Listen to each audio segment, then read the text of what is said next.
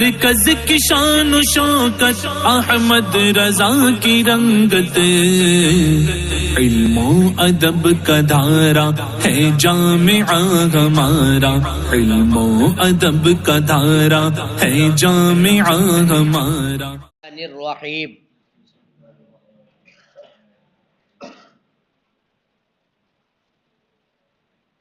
امام اعظم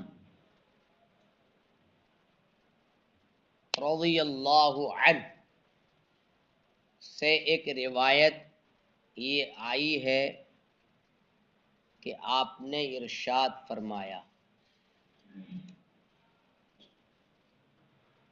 موسم کا اصطلاحی معنی تو یہی ہے کہ حاجیوں اور معتمرین کے رکنے کی جگہ، اور اس کا معنی حج کا زمانہ بھی ہے۔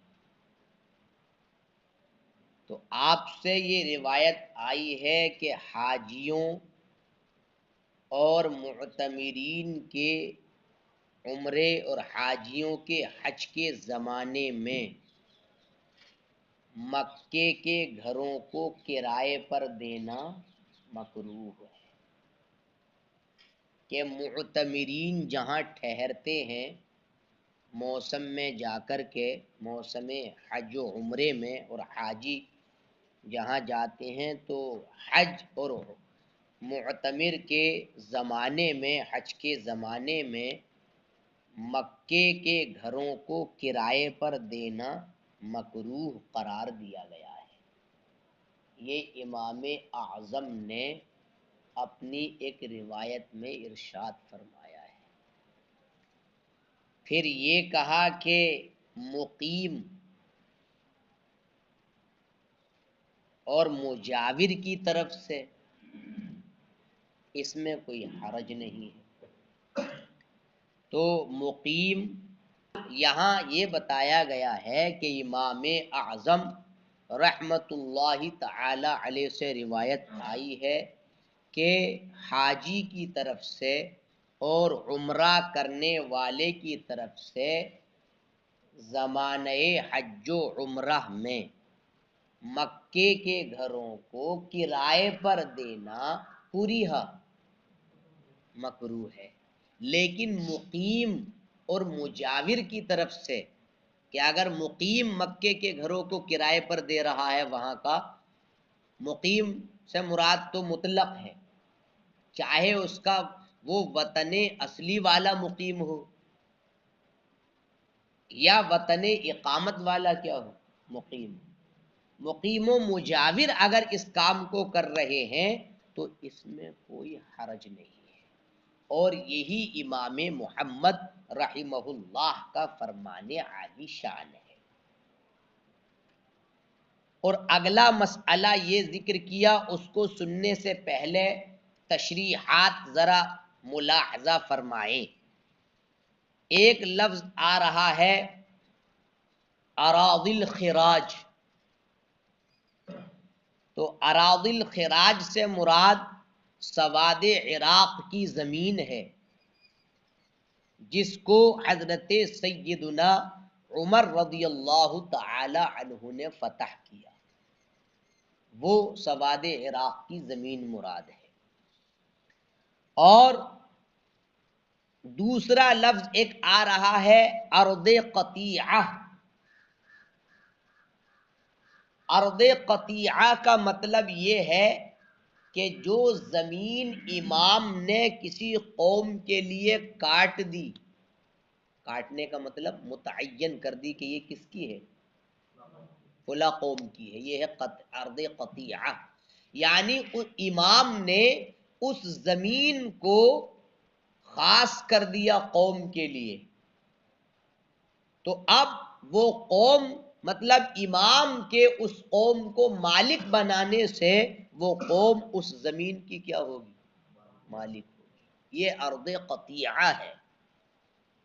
اور ایک ہے ارض مزارعہ، کاشتکاری کی زمین، زراعت کی زمین۔ ارض مزارعہ یہ ہے کہ انسان اپنی زمین کو اس کے حوالے کرے کہ جو اس میں کاشت کرے گا، اور اس میں اناج اور غلہ پیدا کرے گا، یہ ہے ارض مزارعہ۔ اس کی بہت ساری صورتیں پھر آ جاتی ہیں، ادھیا پر بھی دے دیتا ہے انسان، بٹائی پر بھی دے دیتا ہے، بہار شریعت میں مفصل مذکور ہے۔ اور ارض مزارعہ یہ ہو گئی، اور ایک ہے ارض اجارہ، کرائے کی زمین۔ تو ارض اجارہ وہ زمین کہلاتی ہے کہ انسان اس کے صاحب سے اس کو لے کر آباد کرے اور مطلب اس میں کاشت کرے، کرائے پر بھی لیتا ہے انسان۔ اور ایک ہے ارض اکارہ، جوتنا، اکرا کا مطلب جوتنا، کسان لوگ، یعنی جوتائی کی زمین ہوتی ہے جو اکثر زیادہ تر انہی جوتنے والوں کے قبضے میں ہوتی ہے، کئی کئی سال لے لیتے ہیں وہ لوگ۔ ہمارا کھیت بھی ہم نے دے رکھا ہے، جو خریدا تو وہ اپنا فصل کرتا ہے، ہمارے اکاؤنٹ میں پیسے ڈال دے دیتا ہے، تو وہ جوتتا ہے، بوتا ہے، ہمیں پیسے سے مطلب، پیسہ مقرر ہے، اب وہ کیا بو رہا ہے اس میں آج تک میں نے جا کر نہیں دیکھا ہے۔ ہاں گاؤں میں اپنے وہاں خریدا نا میں نے کھیت، ایک 3 بیگھے۔ تو اب جب ان الفاظ اور کلمات کی شرح ہو چکی تو اب مسئلہ میں ذرا غور کریں۔ فرماتے یہ ہیں کہ اراضی خراج، اب تو سمجھ ہی گئی، اراضی خراج یعنی سواد عراق کی زمین کا وہ حصہ جس کو ہمارے آقا حضرت عمر نے فتح کیا، تو ان زمینوں کی بیع و شراء اور اراضی قطیعہ کی بیع و شراء، اراضی مزارع و اجارہ و اکارہ کی بیع و شراء یجوز، یہ جائز ہے۔ اور اس کی دلیل پیش کی ہے، اور ظاہری دلیل ہے، کوئی باطنی نہیں ہے۔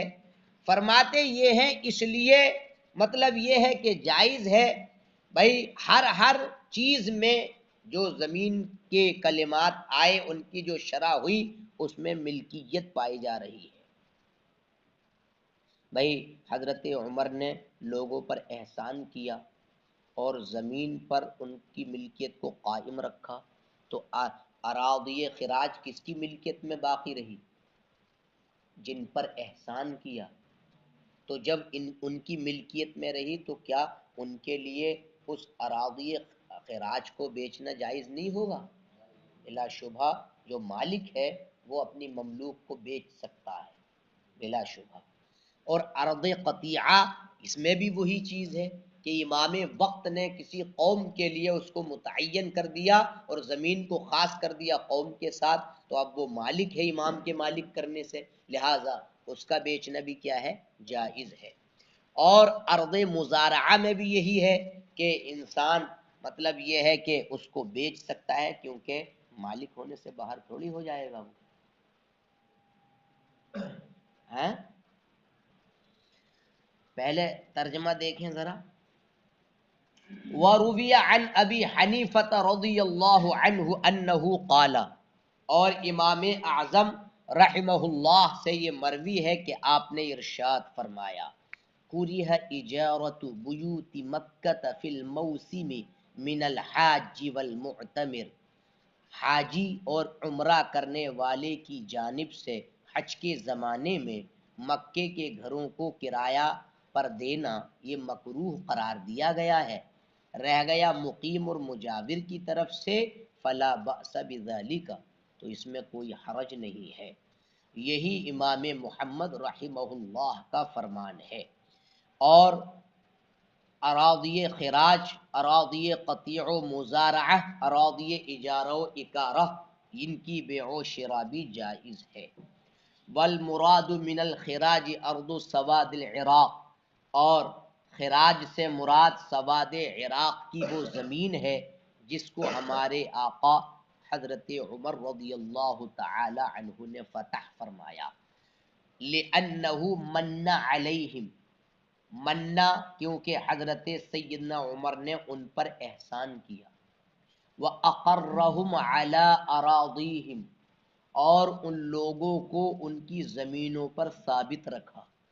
فَكَانَتْ مُبْقَاتًا عَلَىٰ مِلْكِهِمْ، مبقات تو وہ اراضی ان کی ملکیت میں ہی باقی رہیں.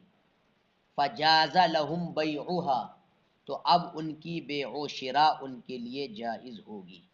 وَأَرْضُ الْقَطِيعَةِ هِيَ الْأَرْضُ الَّتِي قَطَعَهَا الْإِمَامُ، اور ارض قطیعہ وہ زمین ہے جس کو امام کسی قوم کے لیے متعین کرے اور اس زمین کو قوم کے لیے خاص کرے، تو وہ قوم امام کے ان کے لیے خاص کرنے سے وہ قوم اس زمین کی مالک ہو جائے گی. فَيَجُوزُ بَيْعُهَا، تو اس زمین کی بیع و شراء جائز ہوگی. ارض مزارعت یہ ہے کہ انسان اپنی زمین کو کاشتکار کو دے کہ وہ اس میں کاشتکاری کرے اور اس میں غلہ پیدا کرے. اس بنیاد پر وَبِهَذَا، دیکھیے وہی اس کے ذریعے اس عمل سے اس کی مملوکہ ہونے سے وہ باہر نہیں ہوگی. تو اور ارض اجارہ یہ وہ زمین ہے جس کو انسان اس کے صاحب سے لیتا ہے تاکہ اس کو آباد کرے اور اس میں کاشتکاری کرے. ارض اکارہ وہ زمین ہے جو اکرا کے قبضے میں ہوتی ہے، جوتنے والوں کی. تو اب اس زمین کی بیع و شراء جائز ہوگی کیونکہ یہ اپنے اصحاب کی مملوکہ ہے. وَأَمَّا أَرْضُ الْمَوَاتِ الَّتِي أَحْيَاهَا رَجُلٌ، لیکن بنجر زمینیں جن کو کسی مرد نے زندہ کیا بغیر امام کی اجازت کے، بنجر پڑی تھی اور زندہ کرنے کا مطلب خوب پانی لگایا، جتائی کی، اس کی ٹریکٹر چلایا، ہیرو لگائی، بار بار جوتا. جتنی بار اس کو جوتو گے سمجھے اتنی اس میں نکھار آتی ہے زمین میں. کئی بار جوتنے کا پیسہ وہ کئی بار لیتا، وہ پوچھتا جو جتواتا وہی کتنے بار جتواؤ گے، تو اسی کے حساب سے گہرائی زیادہ ہو جاتی ہے، باریک ہو جاتی ہے مٹی، اور جب اس میں کوئی پھر بیج ڈالو گے کسی چیز کا تو اچھا اگتا ہے. پھر وہ بنجر زمینیں جس کو کسی مرد نے بغیر اذن امام کے زندہ کر لیا، تو اب ان کی بیع و شراء امام اعظم رحمہ اللہ کے نزدیک جائز نہیں ہوگی. لِأَنَّهَا، اس لیے کہ وہ ان زمین کا بغیر اذن امام کا مالک نہیں ہو سکتا ہے، اور صاحبین کے نزدیک ان کی بیع و شراء کیا ہے؟ جائز ہے، کیونکہ وہ نفس احیا سے مالک ہو رہا ہے. جتائی کر دی بس قبضہ ہو گیا، مزہ آ گیا، لہٰذا زمین ہماری ہو گئی ہے. اور مسئلہ کتاب احیاء یعنی ذکر کیا جائے گا احیاء المواد، جو ایک باب اور کتاب اس کی باندھی ہے عنوان کے طور پر، اس میں یہ مسئلہ ذکر کیا جائے گا.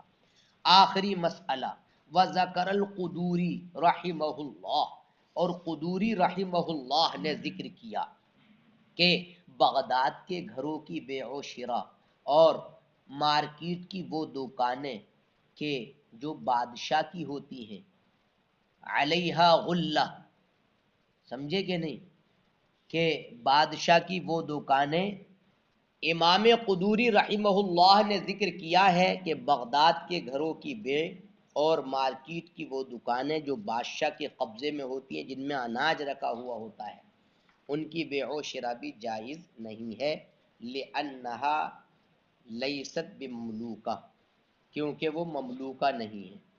اس کی وجہ سے جو روایت کیا گیا کہ ان المنصور اذن للناس فی بنائها ولم يجعل البقع ملکا لهم واللہ سبحانہ وتعالی اعلم، یعنی اس کی وجہ سے دلیل پیش کی کہ جو روایت کیا گیا کہ مطلب ہوگا کہ وذکر القدوری رحمہ اللہ، امام قدوری رحمۃ اللہ تعالی علیہ نے ذکر کیا ہے کہ بغداد کے گھروں کی بیع جائز نہیں ہوگی، اور مارکیٹ کی وہ دکانیں جو بادشاہ کی ہیں اور جو کرائے پر اٹھائی جاتی ہیں، جن کا کرایہ لیا جاتا ہے، ان کی بیع و شراء بھی جائز نہیں ہوگی. غلہ مکان کا کرایہ وغیرہ. لِأَنَّهَا لَيْسَتْ بِمَمْلُوکَةٍ، کیونکہ وہ مملوکہ نہیں ہے. روایت میں آیا ہے کہ منصور نے لوگوں کو اس کی تعمیر کی اجازت دی لیکن بقعہ کو ان کی ملکیت نہیں بنایا، یعنی جو زمین کا ٹکڑا ہے اس ٹکڑے کو ان کی ملکیت قرار نہیں دیا. اس بنیاد پر امام قدوری نے یہ ذکر فرمایا، واللہ سبحانہ و تعالی اعلم۔